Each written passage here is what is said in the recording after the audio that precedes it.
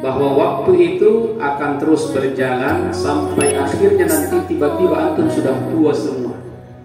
Ya. Jadi ini sekarang ini wajah-wajah masih imut-imut ya. Masih ganteng-ganteng, cantik-cantik. 20 tahun, 30 tahun mendatang, iya. Siap atau tidak, antum pasti akan tua. Rambut sudah akan putih satu demi satu. Seperti saya ini rambut sudah banyak yang putih. Berhijrah dari golongan hitam menjadi golongan putih, ya. Nah itu. Anakku sekalian, jadi semua waktu itu Allah kasih jatah yang sama.